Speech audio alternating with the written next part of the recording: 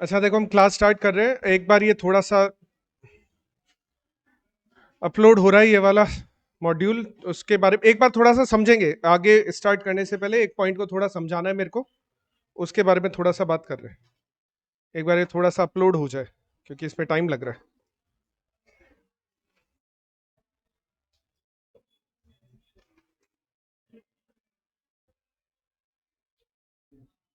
ठीक है। अच्छा देखो, ये अपना है ना मॉड्यूल है। हाँ हाँ, आ जाओ आ जाओ।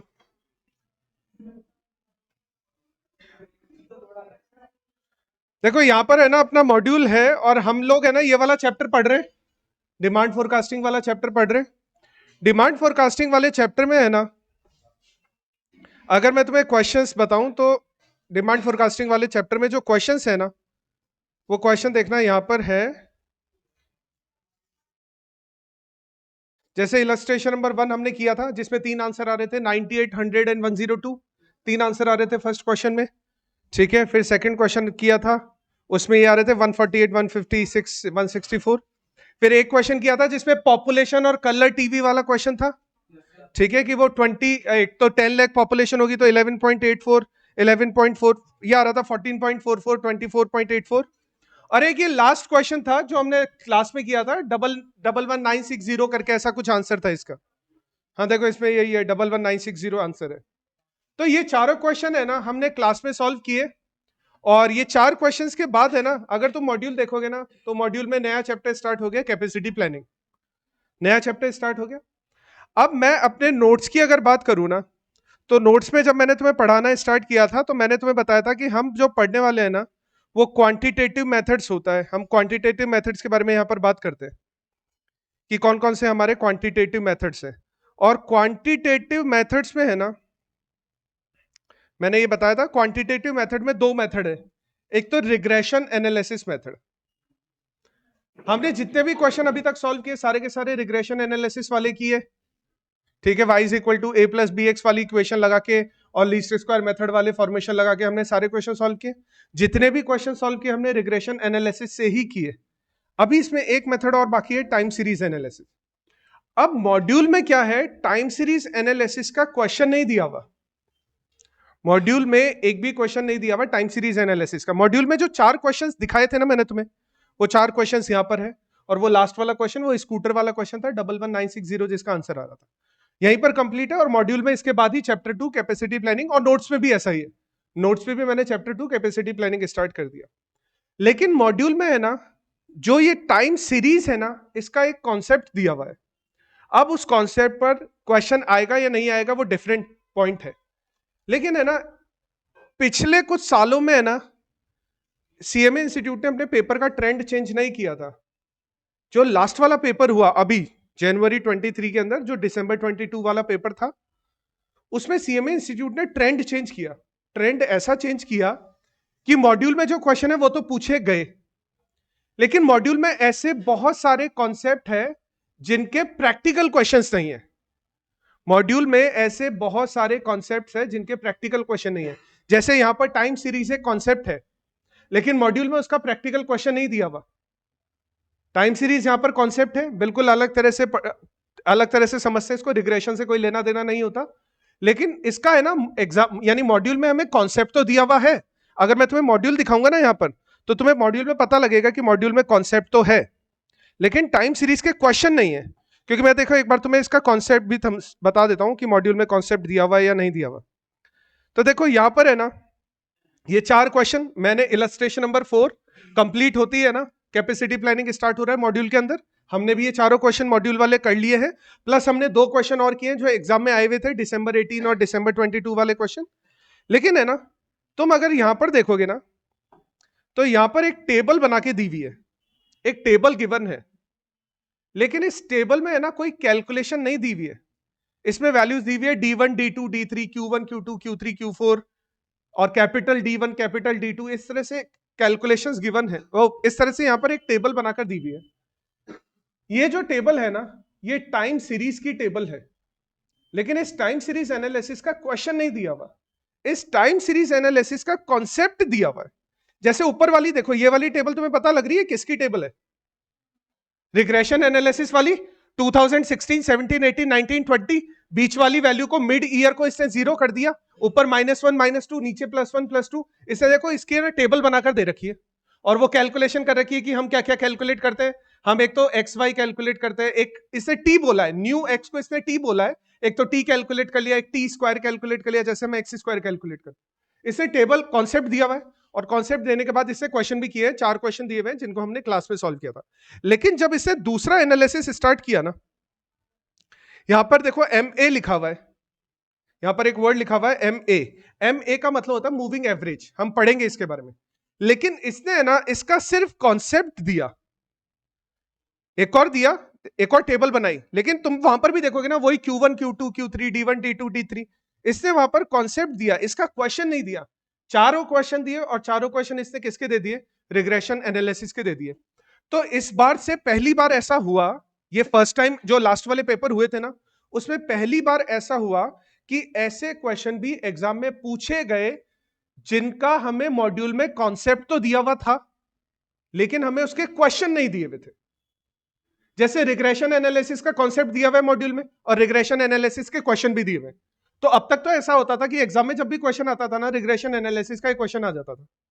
लेकिन फर्स्ट टाइम ऐसा हुआ कि ऐसे बहुत सारे टॉपिक है, जैसे मैंने तुम्हें बताया टाइम सीरीज एक टॉपिक है जिसका कॉन्सेप्ट तो दिया हुआ है लेकिन जिसके क्वेश्चन गिवन नहीं है, और एग्जाम में टाइम सीरीज के क्वेश्चन पूछे जा सकते हैं।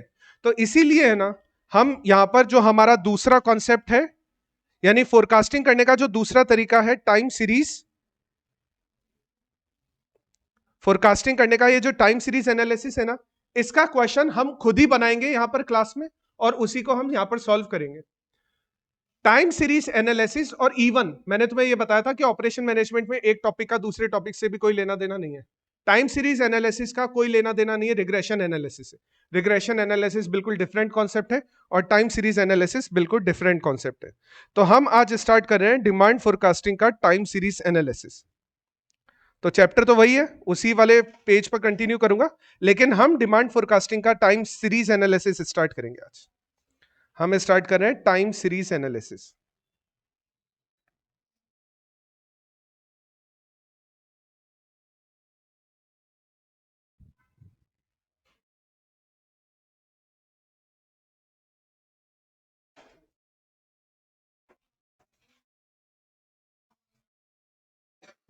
हम स्टार्ट कर रहे हैं डिमांड फोरकास्टिंग का टाइम सीरीज एनालिसिस। वैसे तो है ना, टाइम सीरीज एनालिसिस करने के बहुत सारे तरीके होते हैं। अरे ठीक है, बातें करना बंद करो, बातें करनी है मेरे से करो। यहां पर टाइम सीरीज एनालिसिस करने के तरीके बहुत सारे होते हैं, बहुत सारे डिफरेंट डिफरेंट कॉन्सेप्ट है। लेकिन जैसे रिग्रेशन सॉल्व करने के दो तरीके हमने पढ़े थे कि कार्ल पियर्सन भी होता है और लीस्ट स्क्वायर मेथड भी होता है, हम यूज करते हैं लीस्ट स्क्वायर मेथड। तो ऐसे ही टाइम सीरीज सॉल्व करने के भी बहुत सारे तरीके हैं, लेकिन हम टाइम सीरीज के जितने भी तरीके हैं ना, उनमें से केवल एक ही तरीका यूज करते हैं और वो है, उसका नाम है मूविंग एवरेज मेथड। अच्छा, सबसे पहले बात कर लेते हैं टाइम सीरीज क्या है, मूविंग एवरेज मेथड। सबसे पहले बात कर लेते हैं टाइम सीरीज क्या है।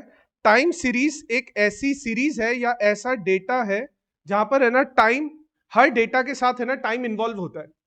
अब तुम बोलोगे कि सर हमने फोरकास्टिंग के और भी क्वेश्चन किए, वहां पर भी तो टाइम था ना, 2015, 16, 17, 18, 19, 20 ऐसे क्वेश्चन हमने किए।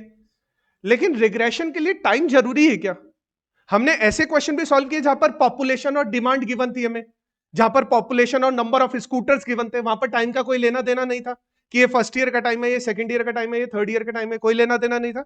लेकिन टाइम सीरीज, जब नाम से पता लग रहा है कि एक ऐसी सीरीज जहां पर टाइम एक इंपॉर्टेंट एलिमेंट है, एक ऐसी सीरीज जहां पर टाइम एक इंपॉर्टेंट एलिमेंट है, और उस सीरीज का अगर हमें एवरेज कैलकुलेट करना है, उस सीरीज का अगर हमें एवरेज कैलकुलेट करना है, तो वहां पर उस टाइम सीरीज का एवरेज कैलकुलेट करने के लिए हम मूविंग एवरेज मेथड यूज करते हैं।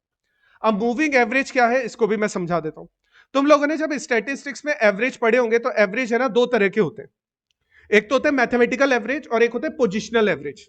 मैथमेटिकल एवरेज में आता है arithmetic mean, geometric mean, harmonic mean, और पोजिशनल एवरेज में आता है median and mode. Mathematical average में तुमने तीन ही एवरेज पढ़े, अर्थमेटिक, ज्योमेट्रिक, हार्मोनिक, उसके अलावा भी एवरेज होते हैं। तुम बीकॉम में पढ़ोगे ये सब चीजें, जैसे होता है कॉम्पोजिट एवरेज होता है, कंबाइंड एवरेज होता है।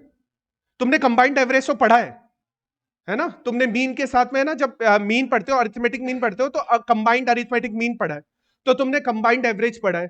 कंबाइंड एवरेज वैसे ही कैलकुलेट किया जाता है कि जैसे एवरेज कैलकुलेट किया जाता है, नहीं ना, उसका कैलकुलेट करने का तरीका डिफरेंट होता है। उन्हीं एवरेज की कैटेगरी में एक और एवरेज भी आता है जिसको बोला जाता है मूविंग एवरेज। उन्हीं एवरेज की कैटेगरी में एक और भी एवरेज आता है जिसको बोला जाता है मूविंग एवरेज। अब मूविंग एवरेज का एनालिसिस जो किया जाता है, मूविंग एवरेज का एनालिसिस दो तरह से किया जाता है। मूविंग एवरेज का एनालिसिस दो तरह से किया जाता है। एक तो किया जाता है ऑड टर्म्स के लिए, और एक किया जाता है इवन टर्म्स के लिए। दोनों एनालिसिस करने के तरीके बिल्कुल डिफरेंट होते हैं। अच्छा, ऑड टर्म्स का मतलब यहां पर है 1357, ठीक है, 1357। लेकिन एक चीज बता देता हूं, स्टैटिस्टिक्स में है ना, डेफिनेशन में, स्टैटिस्टिक्स की डेफिनेशन में एक चीज याद करो। तुमने पढ़ा था कि स्टैटिस्टिक्स की डेफिनेशन है सिंगुलर और प्लूरल दोनों तरह की होती है। अच्छा, वहां पर प्लूरल होने का सेंस ये होता है कि वहां पर कैलकुलेट करते टाइम है ना, तुम्हें एक से ज्यादा डेटा की रिक्वायरमेंट होती है। जैसे कि क्या तुम इसका एवरेज निकाल सकते हो क्या? 5 और 6 का कितना हो गया? और क्या तुम इसका एवरेज निकाल सकते हो? तो तुम्हें सिंगुलर डेटा नहीं चाहिए होता। प्लूरल सेंस का मतलब ये होता है कि डेटा की वैरायटी होनी चाहिए, तभी तुम कैलकुलेट कर सकते हो। तो ऑड टर्म्स है ना जो स्टार्ट होती है ना, वो 1 से स्टार्ट नहीं होती है, क्योंकि स्टैटिस्टिक्स कभी भी एक टर्म पर बेस नहीं होने वाला। एक टर्म का एवरेज क्या निकालोगे? वही टर्म आने वाली है, तो एवरेज निकालने का कोई मतलब नहीं है। तो ऑड जो टर्म्स है ना, वो स्टार्ट होती है 3 से। जैसे हमें बोला जाए कि 3 ईयरली मूविंग एवरेज निकालो, जैसे हमें बोला जाए कि 3 क्वार्टरली मूविंग एवरेज निकालो, ठीक है, जैसे हमें बोला जाए कि 3 वीकली मूविंग एवरेज निकालो, जैसे हमें बोला जाए कि 5 मंथली निकालो, ठीक है। तो जब भी पीरियड यूज हो रहा है ना, तो पीरियड क्या, कौन सा नंबर यूज कर रहे हैं हम? हमेशा ऑड नंबर यूज कर रहे हैं। 7 वीकली निकालो, ऐसा भी बोल सकते हैं। तो अगर ऑड टर्म्स के लिए बोलेगा ना, तो वहां पर 3, 5, 7 वाले नंबर्स यूज करेगा। लेकिन अगर इवन टर्म्स के लिए बोलेगा तो वहां पर यूज करेगा 2। अच्छा, 2 के लिए, दो नंबर्स के लिए तो एवरेज निकाला जा सकता है ना, कम से कम दो नंबर चाहिए ना। तो इवन है ना 2 से स्टार्ट हो जाता है। जैसे बोलते हैं कि 2 ईयरली कैलकुलेट करो, या ऐसे बोल सकता है कि 4 क्वार्टरली कैलकुलेट करो, ठीक है। जैसा ऐसा बोल सकता है कि 6 मंथली कैलकुलेट करो, ठीक है, 8 वीकली कैलकुलेट करो। तो है ना, क्वेश्चन में स्पेसिफिकली लिखा होगा कि इवन टर्म्स के लिए करना है हमें क्वेश्चन सॉल्व, या क्वेश्चन हमें ऑड टर्म्स के लिए करना है। तो इवन टर्म्स मैंने तुम्हें बता दिया, 3, 5, 7 इस तरह के नंबर्स गिवन होंगे, और ऑड टर्म्स के अंदर तुम्हें गिवन होंगे 2, 4, 6, 8 इस तरह के नंबर्स वहां पर गिवन होंगे, ठीक है। चलो, अब हम है ना क्वेश्चन, एक मॉड्यूल में तो कोई क्वेश्चन है नहीं, ठीक है, तो हम एक क्वेश्चन खुद ही पिक करेंगे। तो मैंने आज जो प्रीवियस वाला बैच है, उसमें मैंने आज एक क्वेश्चन सॉल्व करवाया था, हम उसी को कंटिन्यू करेंगे, सेम क्वेश्चन ही कैरी करेंगे हम यहाँ पर।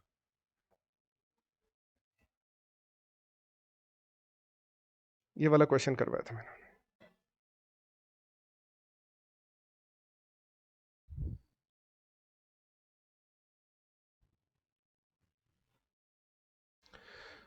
तो हमें सिर्फ क्वेश्चन चाहिए, हमें और कुछ भी नहीं चाहिए। तो हम इस क्वेश्चन को यहाँ पर पेस्ट कर देते हैं।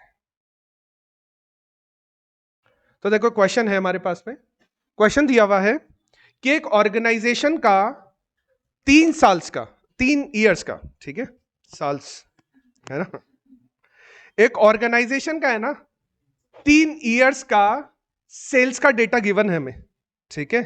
एक ऑर्गेनाइजेशन का 3 इयर्स का सेल्स का डेटा गिवन है, और जो सेल्स का डेटा गिवन है वो थाउजेंड्स में गिवन है। लेकिन डेटा है ना, 3 इयर्स का जो डेटा है ना, वो डेटा ईयर वाइज नहीं है, यहां पर डेटा क्वार्टरली गिवन है। फर्स्ट ईयर के चारों क्वार्टर्स, यानी 2017 के चारों क्वार्टर्स का सेल्स का डेटा गिवन है कि 2017 के फर्स्ट क्वार्टर की सेल थी 53,000, सेकेंड क्वार्टर की सेल थी 74,000, थर्ड क्वार्टर की सेल थी यहाँ पे 96,000, और फोर्थ क्वार्टर की सेल थी 105,000। ऐसे ही 2018 में चारों क्वार्टर्स का थाउजेंड्स डेटा गिवन है, थाउजेंड्स में, और 2019 में इस तरह से डेटा गिवन है। फाइनली क्वेश्चन पूछ रहा है कि फाइंड आउट, क्वेश्चन बोल रहा है फाइंड आउट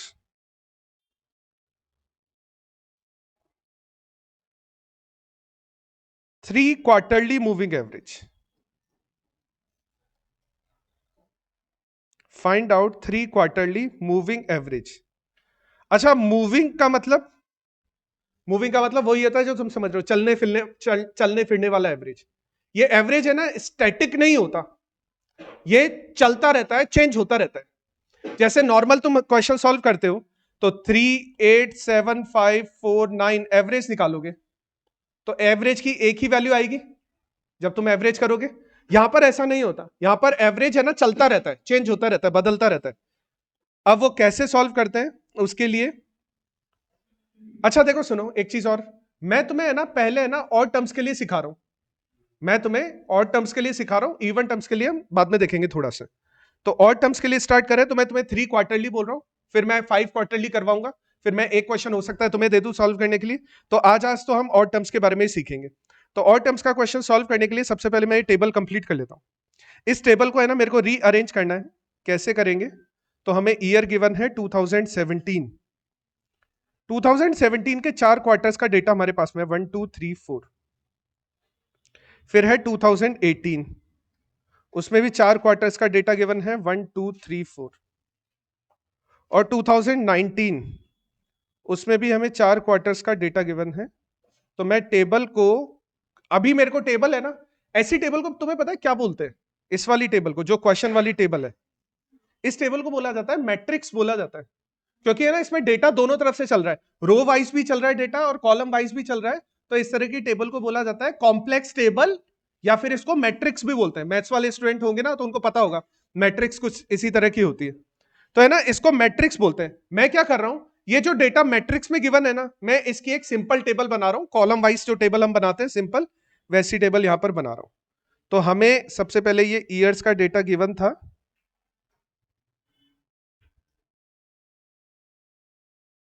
उसके बाद क्वार्टर वाला डेटा गिवन था, तो मैंने 2 कॉलम्स बना दिए।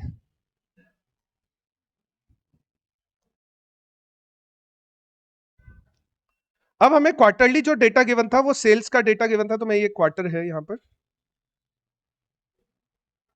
तो मैं यहां पर नेक्स्ट कॉलम बना देता हूं, सेल्स का कॉलम भी बना देता हूं।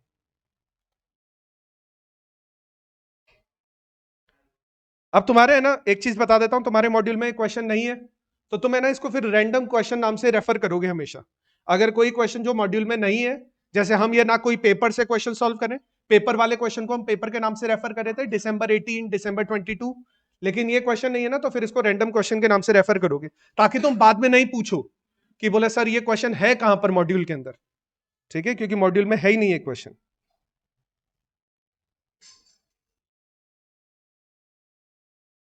तो सेल्स वाला डेटा भी मैं यहां पे फिल कर लेता हूं, 53, 74, 96, 105, 57, 82, 103, 120, 59,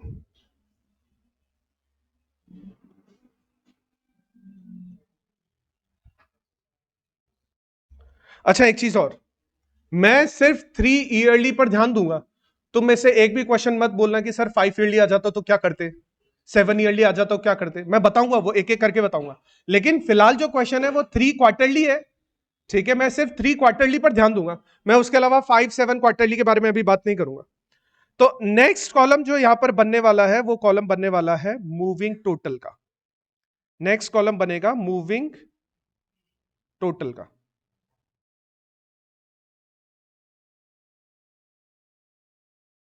अब मूविंग टोटल कैसे कैलकुलेट करते हैं, ये थोड़ा पॉइंट समझने वाला है, इसको थोड़ा सा समझ लेना। मूविंग टोटल वाला पॉइंट समझ लेना। हमें कितने क्वार्टर्स के लिए मूविंग एवरेज निकालना है, 3 क्वार्टर्स के लिए। तो तुम्हें कुछ नहीं करना है, स्टार्टिंग वाले 3 क्वार्टर्स का टोटल कर लो। स्टार्टिंग वाले ये 3 क्वार्टर्स की जो सेल्स है ना, जो मैंने हाईलाइट की है, इन 3 क्वार्टर्स की सेल्स का टोटल कर लो। 223, 223, 223 आ रहा है, 223। अब है ना देखो, जब तुम एवरेज निकालते हो तो एवरेज, जैसे तुमने ये भी पढ़ा है कि स्टैटिस्टिक्स में जो सिंगुलर वाला जो मैंने तुम्हें बताया था ना, डेफिनेशन 2 तरह की होती है। डेटा हमेशा प्लूरल फॉर्म में होता है, लेकिन आंसर हमेशा सिंगुलर फॉर्म में आता है। ऐसा ही होता है क्या? देखो मैं तुम्हें याद दिलाता हूं कुछ चीजें। स्टैटिस्टिक्स में सबसे खराब एवरेज कौन सा होता है? मोड, मोड सबसे खराब एवरेज होता है। तुम्हें उसके पीछे रीजन पता है क्या, वो सबसे खराब एवरेज क्यों बोला जाता है? उसके एक से ज्यादा आंसर्स आ सकते हैं। मोड के हम बोलते हैं ना multi modal, by model, mode के एक से ज्यादा आंसर आ सकते हैं। और स्टैटिस्टिक्स की डेफिनेशन पता है क्या बोलती है? स्टैटिस्टिक्स की डेफिनेशन ये बोलती है कि स्टैटिस्टिक्स में सिंगुलर सेंस भी होता है, प्लूरल सेंस भी होता है। प्लूरल सेंस होता है डेटा के लिए और सिंगुलर सेंस होता है आंसर के लिए। आंसर हमेशा एक ही आने वाला है, एक्स बार की एक ही वैल्यू आती है, एक ही आती है, दो दो तीन तीन चार चार वैल्यूज नहीं आती। मीडियन की एक ही वैल्यू आती है, ज्योमेट्रिक मीन की एक ही वैल्यू आती है, हार्मोनिक मीन की एक ही वैल्यू आती है, रेंज एक ही आता है। कोई सा भी तुम और कोई को रिलेशन करते हो कितना आता है? एक ही वैल्यू आती है, दो तीन चार वैल्यूज तो नहीं आ जाती को रिलेशन की। लेकिन मोड की दो तीन चार वैल्यूज आ सकती है, इसी वजह से वो सबसे खराब एवरेज हो जाता है। तो एवरेज जब हम कैलकुलेट कर रहे हैं, वैल्यू आने वाली है केवल एक। जैसे टोटल किया तुमने, टोटल कितना आया तुम्हारा? 223, 223, 223। अब उस टोटल को लिखने की एक स्पेसिफिक जगह होती है, वो मैं तुम्हें बता देता हूं। तुमने इन 3 क्वार्टर्स का टोटल किया है ना, जो मैंने 3 क्वार्टर्स यहां पर हाईलाइट किए हुए, उन 3 क्वार्टर्स का एवरेज पीरियड कहां पर है? सेकंड क्वार्टर में। उन 3 क्वार्टर्स का एवरेज पीरियड है सेकंड क्वार्टर में। टोटल कितना आ रहा है? तो वो 223 है ना, तुम लिखोगे यहां पर, ना उसको फर्स्ट क्वार्टर में लिखोगे, ना उसको थर्ड क्वार्टर में लिखोगे। अभी एक बार रुको, एक बार रुको, रुको, नोट डाउन मत करना। ना उसको फर्स्ट क्वार्टर में लिखना है, ना ही उसको थर्ड क्वार्टर में लिखना है, तो उसको कहां लिखेंगे फिर? अच्छा, सेकंड क्वार्टर में लिखने के पीछे रीजन ये है कि हम कैलकुलेट करना चाहते हैं एवरेज, और एवरेज कहां पर आएगा? बीच में आएगा, सेंटर में आएगा। और इन 3 पीरियड का सेंटर क्या हुआ? इन 3 पीरियड का सेंटर हुआ क्वार्टर नंबर 2। इन 3 पीरियड का सेंटर हुआ क्वार्टर नंबर 2। इसलिए जो 223 आएगा ना यहां पर, इसलिए यहां पर देखो, ये जो 223 आएगा ना, वो 223 मैं लिखूंगा यहां पर सेकंड क्वार्टर के सामने लिखूंगा। उसको फर्स्ट क्वार्टर में नहीं लिखूंगा, उसको थर्ड क्वार्टर में नहीं लिखूंगा, मैं उसको लिखूंगा सेकंड क्वार्टर के सामने। फर्स्ट क्वार्टर वाली वैल्यू खाली रह जाएगी। ठीक है? इसमें किसी को कोई प्रॉब्लम है क्या कि मैंने मूविंग टोटल जो 223 आ रहा है, वो कैसे आया? 223 कैसे आया, इसमें कोई प्रॉब्लम है क्या? अच्छा, मैंने 3 क्वार्टर सी क्यों ऐड किए हैं, मैंने 4 क्यों नहीं किए? क्योंकि क्वेश्चन में पूछा नहीं था 4 का। मैंने 5 क्यों नहीं ऐड किए? क्योंकि क्वेश्चन में पूछा नहीं था 5 का। क्वेश्चन में 3 क्वार्टरली पूछा था, तो मैंने 3 क्वार्टर्स ऐड करके उनका टोटल कर दिया। टोटल आ रहा है 223। 223 मैंने सेकंड क्वार्टर के सामने ही क्यों लिखा है, इसका रीजन पता है तुम्हें? क्योंकि उन तीनों का एवरेज पीरियड जो आ रहा है वो सेकंड क्वार्टर है, तो मेरे को उसको सेकंड क्वार्टर के सामने उसका टोटल लिख देना है। ठीक है? तो हमने एक वैल्यू निकाल ली मूविंग एवरेज की। अब मूविंग एवरेज के लिए मैंने तुम्हें बताया था मूव करने वाला एवरेज जो चलता रहता है आगे। अब तुम्हें दूसरा मूविंग एवरेज कैलकुलेट करना है, लेकिन कैसे करोगे? फर्स्ट वाली वैल्यू को छोड़ दो, अगली 3 वैल्यूज का टोटल, इन 3 वैल्यूज का टोटल, फर्स्ट वाली वैल्यू को छोड़ दो और अगली 3 वैल्यूज का टोटल करोगे तो कितना आ जाएगा? 275। अच्छा, 275 में लिखूं कहां पर? यानी 2017 का जो थर्ड क्वार्टर है उसके सामने, है ना? तो मैं यहां पे लिख रहा हूं 275। अच्छा, उसके बाद मैंने 2 वैल्यूज निकाल ली ना, तो स्टार्टिंग वाली 2 वैल्यूज छोड़ दो और अगली 3 वैल्यूज ऐड कर दो। 258, तो 258 में कहां पर लिखूंगा? इसके जस्ट नीचे। एक चीज बता देता हूं, एक बार है ना स्टार्टिंग में गैप रहता है, उसके बाद फिर गैप नहीं आएगा कहीं भी, क्योंकि है ना एवरेज उसके नीचे वाले पॉइंट पर ही आता जाएगा, उसके नीचे वाले पॉइंट पर ही एवरेज आता जाएगा, तो उसको वहीं पर लिखते जाओगे। अच्छा, नेक्स्ट वैल्यू बता सकते हो कितनी आ रही? 240। अच्छा, एक चीज अब बताता हूं, मान लो मैं भूल गया कि मैं कौन सी वैल्यू पर था, कौन सी वैल्यू से कैलकुलेशन चल रही थी, मैं भूल गया। इसको भी निकालने का तरीका है, इसका भी याद रखने का तरीका है। तुम है ना मूविंग टोटल की कितनी वैल्यूज निकाल चुके हो? अभी तुम 4 वैल्यूज निकाल चुके हो मूविंग टोटल की। अभी तुम 4 वैल्यूज निकाल चुके हो। मान लो मैं भूल गया कि मैं कहां पर था, तो 4 वैल्यूज तुमने अगर मूविंग टोटल की कैलकुलेट कर लिए ना, तो 4 वैल्यूज ऊपर से इग्नोर कर दो, 1 2 3 4 यहां से टोटल करना स्टार्ट कर दो। अगर तुम मान लो भूल जाओ कि कहां पर थे, क्योंकि ऐसा कंफ्यूजन होता है, तो जितने मूविंग टोटल तुम निकाल लो ना, उतनी वैल्यूज छोड़ दो, उसके बाद से ऐड करना स्टार्ट कर दो। तो कितना आ रहा है इसका? 242। पहले वाला आ रहा है 244। पक्का है फिर वो? ठीक है, नेक्स्ट 300। अच्छा, ये वाला कॉलम तुम खुद फिल कर सकते हो क्या? ये वाला कॉलम तुम लोग खुद फिल कर सकते हो? करो। ये टेबल बनाओ, इतनी टेबल बनाओ, और ये वाला कॉलम तुम फिल कर दो, मेरे को वैल्यूज बता देना बाद में। एक बार तुम टेबल बना के वैल्यूज फिल करो, फिर मेरे को बाद में बता देना।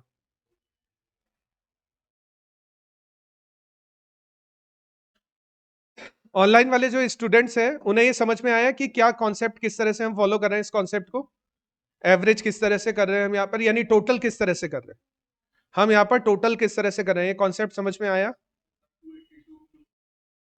अच्छा, एक और चीज तुम लोगों को ये भी समझ में आया कि हम उस एवरेज की वैल्यू को लिख कहां पर रहे, जो भी टोटल आ रहा है उस टोटल को लिखते कहां पर है, उसका लिखने का है ना एक स्पेसिफिक पोजीशन है, उसको ध्यान रखना तुम लोग। ठीक है, हो गया कंप्लीट। नेक्स्ट नंबर क्या आ रहा है? 282 नेक्स्ट नंबर, 262 नेक्स्ट, 249 नेक्स्ट, 330 और नेक्स्ट। अच्छा, नेक्स्ट क्यों नहीं आया तुम्हारे? क्योंकि तीन वैल्यूज खत्म हो गई, अब तीन तीन वैल्यूज के पेयर बनना बंद हो गए, लास्ट में केवल दो ही वैल्यू बची, तो हमें 2 क्वार्टरली नहीं करना है, तो इसलिए फर्स्ट वाली वैल्यू और लास्ट वाली वैल्यू छूट जाएगी यहां पर। इसलिए यहां पर फर्स्ट वाली वैल्यू के लिए भी मूविंग टोटल नहीं आएगा, लास्ट वाली वैल्यू के लिए भी मूविंग टोटल नहीं आएगा। यानी 2017 के फर्स्ट क्वार्टर के लिए भी कोई मूविंग टोटल की वैल्यू नहीं होगी, और 2019 के लास्ट क्वार्टर के लिए भी कोई मूविंग टोटल नहीं होगा यहां पर। ठीक है, इतनी इसमें कोई दिक्कत यहां तक? अच्छा, हमें कैलकुलेट करना है एवरेज, तो लास्ट कॉलम बनेगा मूविंग एवरेज का, लास्ट कॉलम बनेगा मूविंग एवरेज का। अच्छा, एवरेज कैसे कैलकुलेट करते हैं? Total divided by number. तो ये 223 कितनी वैल्यूज का टोटल है? ये 223 तीन वैल्यूज का टोटल है ना, तो मैं इसको अगर एवरेज में कन्वर्ट करना चाहूं तो क्या करूंगा? डिवाइड बाय 3, तो कितना हो जाएगा? 74.33। नेक्स्ट नंबर कितना हो जाएगा? 91.66। Next number 86। Next number 81.33। अच्छा, सबको पता लग रहा है मूविंग टोटल, मूविंग एवरेज कैसे कर रहे हैं? Next number 80.66। Next number 101.66। Next number 94। Next number 87.33। Next number 83। Next number 110। 83 आ रहा है नेक्स्ट नंबर? हाँ ठीक है, ठीक है, 83 आता है, 110। ये हमारा इस क्वेश्चन का आंसर हो गया। हाँ, ये टेबल ही आंसर है। तो मूविंग एवरेज ऐसे आ रहा है कि 2017 के सेकंड क्वार्टर का मूविंग एवरेज आ रहा है 74.33, 2017 के थर्ड क्वार्टर का मूविंग एवरेज आ रहा है 91.66, 2014 के फोर्थ क्वार्टर का मूविंग एवरेज आ रहा है 86।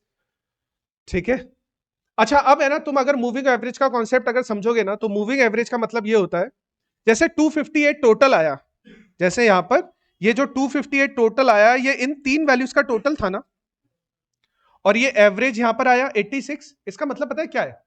2017 के फोर्थ क्वार्टर का जो एवरेज 86 आ रहा है ना, वो अकेले 2017 का नहीं है, वो उसके आसपास वाले क्वार्टर्स को जोड़कर आ रहा है।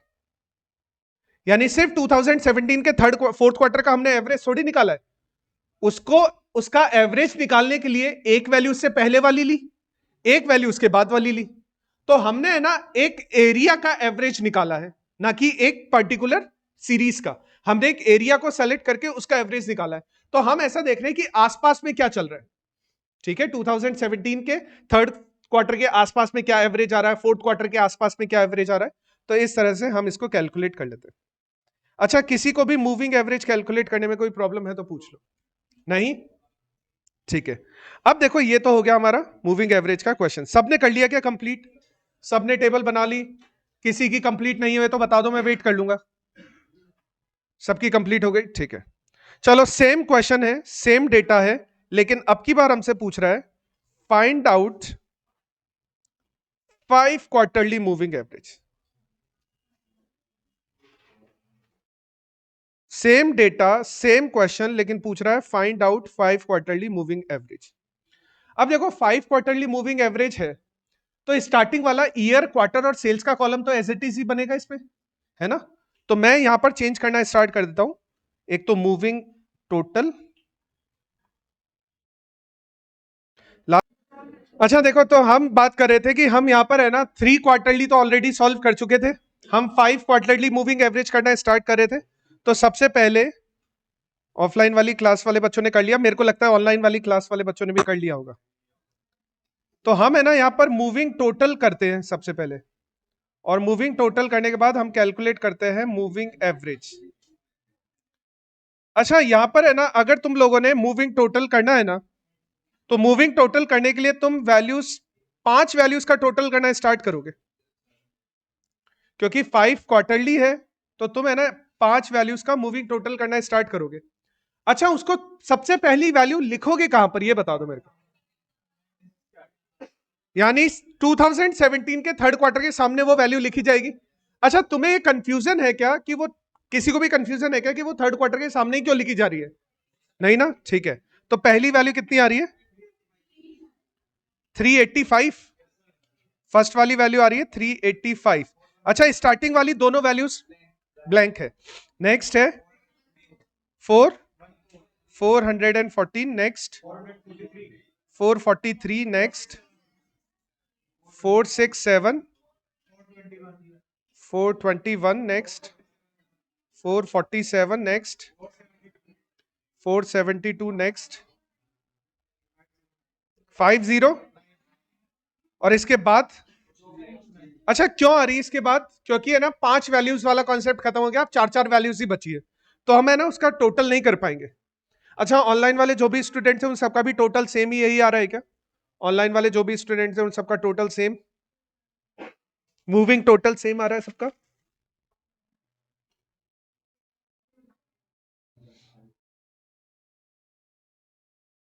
ठीक है।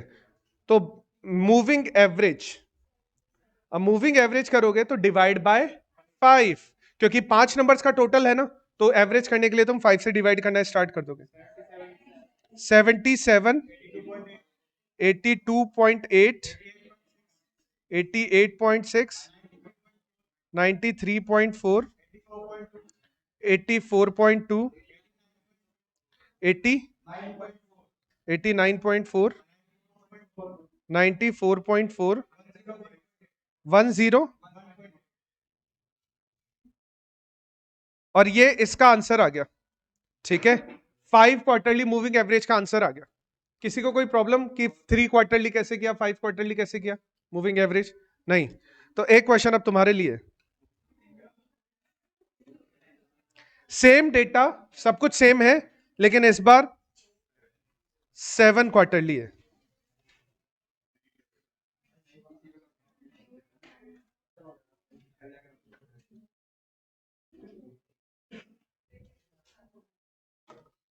इस बार 7 क्वार्टरली है moving average.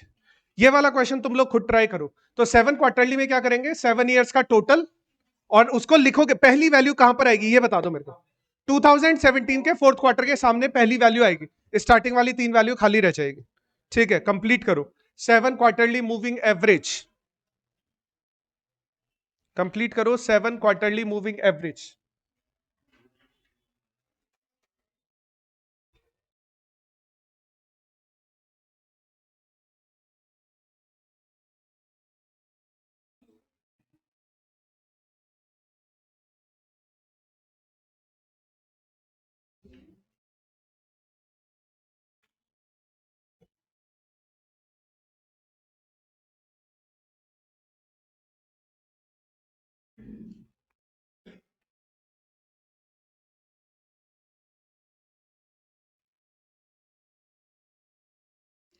Seven quarterly moving average, 7 values का टोटल, एवरेज भी साथ के साथ ही करते रहना तुम, डिवाइड बाय 7, डिवाइड बाय 7 साथ के साथ ही करते रहना। अलग से एवरेज करने की जरूरत नहीं, तुम साथ के साथ डिवाइड बाय 7 कर दोगे तो आंसर आता जाएगा।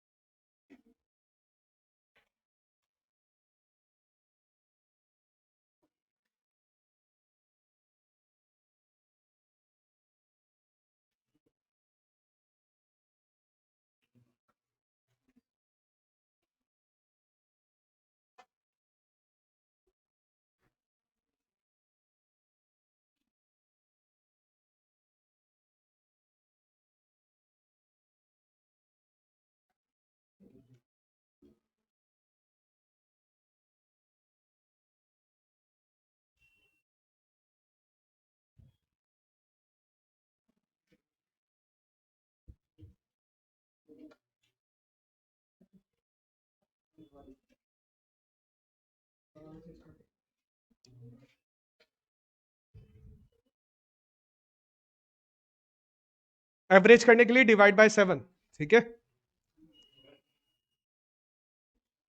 हुआ कंप्लीट किसी का? अच्छा, एवरेज एवरेज की वैल्यूज बता दो बस मेरे को। 81.43, 91, 88.57, 87, 87.2, 91.1। तो स्टार्टिंग वाली तीन वैल्यूज खाली रह गई, स्टार्टिंग वाली तीन वैल्यूज खाली रह गई और लास्ट वाली तीन वैल्यूज खाली रह गई, और मूविंग एवरेज जो आ रहा है वो ये आंसर है। हाँ सर, जो 88.57 आ रहा है, 88.8 है, वो 57 नहीं है, 88.8 है फिर ये।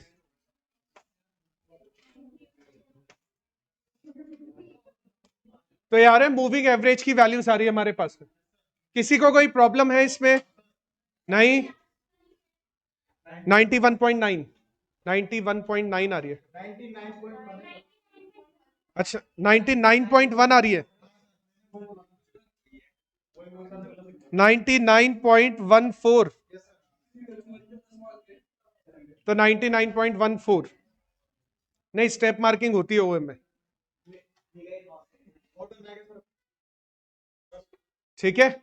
कोई दिक्कत किसी को? तो है ना, ये वाला जो हमने आज सीखा है ना, ये और टर्म्स के लिए है। अरे बैठ जाओ अभी, ये और टर्म्स के लिए है, ठीक है। इवन टर्म्स वाला है ना कॉन्सेप्ट थोड़ा सा डिफरेंट होता है।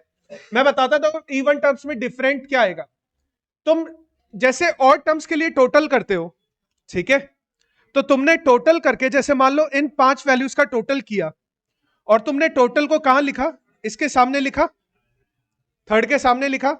इवन में ये प्रॉब्लम आएगी कि जब तुम 4 वैल्यूज का टोटल करोगे, उसको कहां लिखोगे उस टोटल को? एक और नहीं बनाओगे अपने मन से। अगर तुम 4 वैल्यूज का टोटल 2 और 3 के बीच में, तो ना ही वो 2 के लिए होगा ना ही वो 3 के लिए होगा, 2 और 3 के बीच में आएगा। इसी वजह से ना वहां पर थोड़ी सी कैलकुलेशन है ना डिफरेंट होना स्टार्ट हो जाती है। वहां पर ऐसी टेबल नहीं बनती है मूविंग टोटल के बाद में डायरेक्ट मूविंग एवरेज आ जाता है। वहां पर है ना एक कॉलम्स और ऐड होता है ताकि एक स्पेसिफाई किया जा सके इन चीजों को, ठीक है। वो वाला हम फिर कल कंटिन्यू करेंगे, आज के लिए फिर इतना ही काफी है।